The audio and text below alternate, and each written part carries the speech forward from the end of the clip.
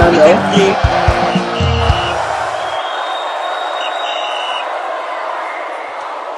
Alright guys, thanks for staying with us and welcome back to the channel. From we'll give you the best and nothing but the best of every sporting event, from fans reaction to pre-match and post-match analysis, and of course in-depth match analysis. AY Baba, yeah. It's good to have you here. Official yes, good to have you here. Join us on social media platform on Facebook, TikTok, X and YouTube, all at Final Whistle 931. Yes guys, reaction continue to trade the internet ever since the head coach of the Super Eagles, Chelle, dropped his 23-man list that is going to be taking us on this journey of the World Cup qualifier. AY, yesterday, me and Official, we had a production regarding that, where we announced the list and the players that he picked, he called upon. Yes. So, what's your take on this list, AY? The exam where they write the result. They don't come outside. So when we were telling them that the Unity Cup and then the Russia friend is going to be a mock test for some of these players, I think they can now see the result now. Yeah, so they performed well then.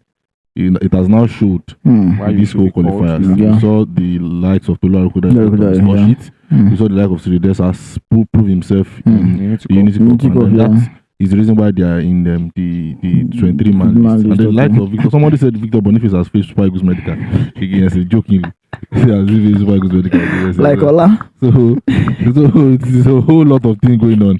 But we are glad that I think to some extent most people are convinced that the list at least merits to some extent. Maybe one or two players inclusion might just be the reason why it is not perfect. But at least out of 100% score 95, it's given credit. So I think just with the inclusion of some few names which we are still going to mention, definitely. If not, I think the list it looks very okay. I think that's our best leg so far, so good. So I think that's what I feel about it. Now reacting to that list of AY Baba, let me hear from Official last aspect. Official, 8 players were dropped from that 31-man list. Yes, I would say I'm a little bit disappointed in a bit. Okay. Because of when we saw the preliminary list, 31-man list, we saw 11 attackers on that list, and I was saying, okay, Chelle wants to go all out. All out, yeah. So sad that he has to pick out of that 11, and only 6 he carried from the attack. He omitted 5. The bulk of the omission was from the attack. You understand? Just removed 1 from the midfield, removed 1 from the defense, and 1 from the goalkeeper. You understand? But most of the omission is from the attack. And you can see the reason why. This season they have not started brightly. In the preseason, what did you do? Boniface was in the Unity Cup. Did he get on the score sheet? No, he did not. Omar Sadiq, did he go to the Unity Cup, to the friendlies? No, he did not. You understand? Nathan Taylor, you played in the Russian friend. Did you do anything tangible? No, he did not. You understand? So if you're looking at the attack, the people that it dropped majorly are people that did not do so well in the friendlies.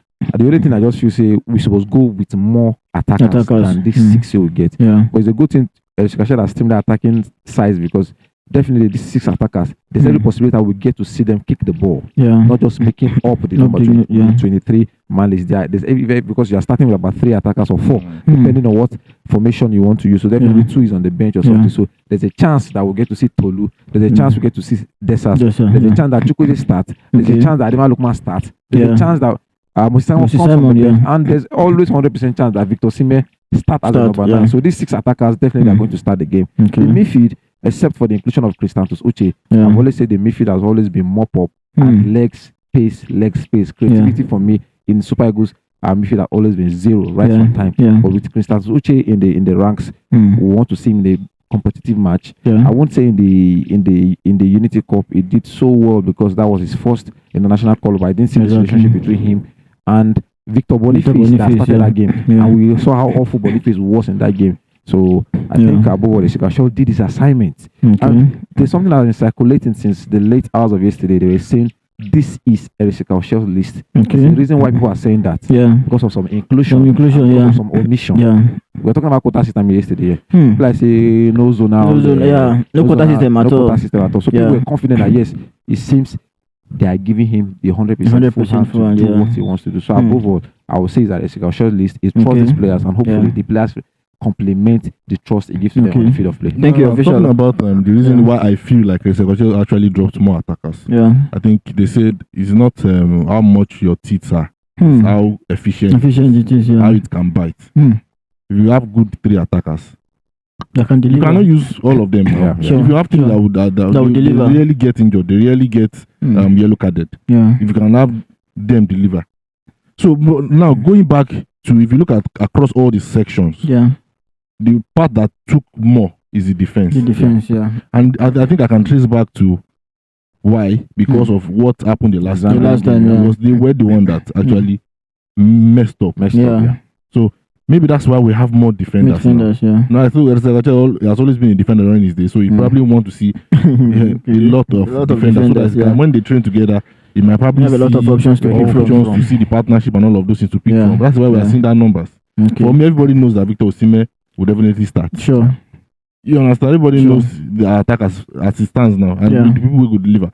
So how do we get enough of defenders, then back them up, then actually pick the best out of them? That's why we are seeing more of defenders than attackers and midfielders as it stands now. You know, AY and official, yesterday we talked about the list, and then shockingly there are some names that make that list that we frown about. We frown about official yesterday, and then one of the names that comes to my head was Chidozie Awaziem. We don't know the criteria at which he's making that list. You don't have. I have this argument with Ugochukwu backstage when we're talking about him making the AFCON four times. And I asked Ugochukwu a question that he did not answer. Probably let me put it out to our subscribers now. Probably they can give us answer in the comment section. I said, was there any time in Nigerian football history? Was there any time in the history of Super Eagles that I was debuted for the Super Eagles that he was one of our top 3 defenders? Ugochukwu did not answer. I asked him and I gave him some answer. I said there was a time Tomero, you can't call 3 centre backs in Nigeria. There's a time Joseph Yobo was there. We'll call them. Kevin Bassey currently is in that bracket now.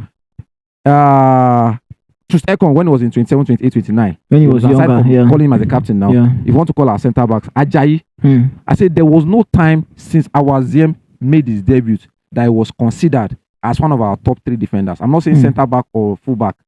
Defender generally that will say, hey, if I'm talking about our top 3 attackers, definitely Osimhen, Lookman is in that bracket. But I said there was, if I make a mistake, but you have gone to 4 half counts, making 23-man list. But there is no time in the Super Eagles history they have been considered as our top 3 centre back. Not number 1, number 2, number 3. You are always there as a utility player, should in case something happens. And most times nothing eventually happens. So how come we keep making this list? But like I said, new start, new beginning under a different manager, Chelle. I would want to understand this particular club. You know why? He signed to a new club. Like I said, he made the team of Ligue 1 last week. 2 matches played for Nantes, solid. I would understand now. But previously, 100% I would not understand why. Does that bother you at all? Chinedu Awaziem has always been a fantastic player. I met him once. So, but the challenge with him, which I have with him, was the player that was dropped. Because I was expecting, most people would have agreed that he go. So all of a sudden, nobody saw Chinedu Awaziem getting into the call-up list. He didn't play the Unity Cup, neither did he play the Russian friendly. So are we saying he just took the 2 games that they played for his new club to get into Super Eagles? Yes, he plays in the top 5 league. He plays in the French League 1. That was where Chelle played his trade when he was playing. So maybe those are the factors. But I really feel like he's a utility player. He can play like a right back. He can play as a centre back. Maybe he's one of the options that Chelle wants to explore. So he's the backup now. Definitely. In case anything happens. He has always been. He has always been. You understand? But the morale behind dropping Igbo is still what I'm still trying to figure out. Because I checked out, he's not injured. They say he's battling fitness. Possibly. Maybe that's the reason. He's battling fitness. No. Because I feel like you would want to stick with somebody that you know. Because you've used Igbo. You are the one that gave him his debut. You know, so and he played very well. Very well. There is no fitness issue or fitness situation or injury worries. Chelle in his right thinking mind would not drop him for Chinedu Awaziem. Chidozie Awaziem. For any reason. For any reason. So, but whatever it is, like I said earlier, if out of 100 person score 95. You try. I'm not gonna lie to you. It's not easy. Exactly. To drop Musa in the first instance. To drop Umar Sadiq. We have a Northern as the NFF president. We have a Northern as the general secretary. You know what that means? Under their watch, Northern made the 20. You know how these things have been done. You understand? So we have to. It is not something that we are supposed to give him credit for. Because it is supposed to be the norms. But we have to give credit to him. Because we know how the system is with everything that comes out in Nigeria. So, but whatever it is, I think Chinedu Awaziem has a fresh and new good start to his name. Still to his new club. It was fantastic against PSG. You needed to see the ratings with that rating. It was so solid. Very, very fantastic. So a player is as good as his last match. Exactly. If you look under umbrella, I think Ichi goes there. I was no player to be questioned. Okay. So I think, as far as I'm concerned, I will still cut him some slack. Okay. So far, all right. Thank you. No. Before we go, you know, we were talking about our yellow cards and everything. If like saying that me, I shall follow. When I talk about getting like for like player in that department, I think that we did. Yeah. Because when we talk about Bright Osai, I was talking about Ola and I shooting case. Yeah. When we talk about Ndidi, I was talking about Frank Onyeka to make the list shooting case. When we talking about Tola Rokoda, I was talking about under striker Desa shooting case. I think he followed my own solution. So you leave players on standby. Leave a while. No, basically, like I said, NFF taking a standby, putting players on standby. I don't think. Me and you know it will not work. You understand? But it won't work. Going for 2 full backs on each wing, 2 left back, 2 right back, 3 centre backs. I think covers that solution. Then defensive midfielder, 2 defensive midfielder, 2 central midfielder. You understand? And 2 attacking midfielders. Then comes to the 6 attackers now. 3 attackers and 3 players that can play from either wing. Because you're looking at Ademola Lookman, Moses Simon and Chukwueze. They can play from either flank. And 3 strikers up front. Desas, Tolu Arokodare, or Victor Osimhen. In case you want to play 2 up front. So above all, I would say, Chelle tried on this list. I just pray the players should deliver this picture I have in my head of how I'm seeing who is scoring Rwanda. Okay. Because everything will click on after we win Rwanda. Okay. No, I think we talked about the defense. I like the fact that official last talked about the midfield. No, it is not names that play football these days. Exactly. That was what I was going to say. You can say Wilfred Ndidi, you can say Frank Onyeka. No, it's not depending on the partnership. Who is he going to partner? You understand? Who are the midfield trio or duo? That is going to pass. Some say Fisai Dele Bashiru, some say Christian Sosoche, some saying Frank Onyeka. Some people are saying Rafael Onyedika. You understand? But the coach should know how to manage them. How to manage them. That's what is important. Okay. Messi, Neymar, Suarez, they know which PSG they can. So now look at what won them the Champions League. So you have to be able to bring out your best out of the best that you have right now.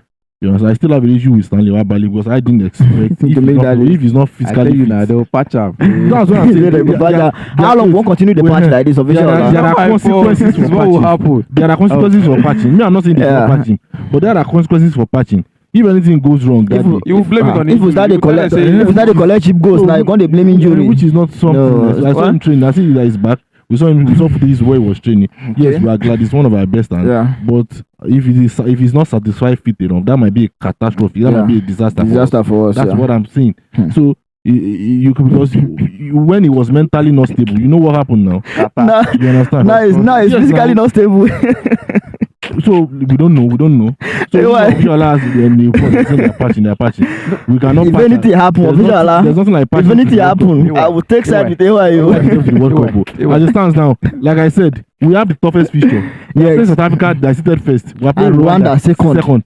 Anything can change. If we win Rwanda, it's just 1 point that's between us. I don't like the way you are pushing it on my head. I'm not pushing it on you. I always said that we patch. I'm just saying you said.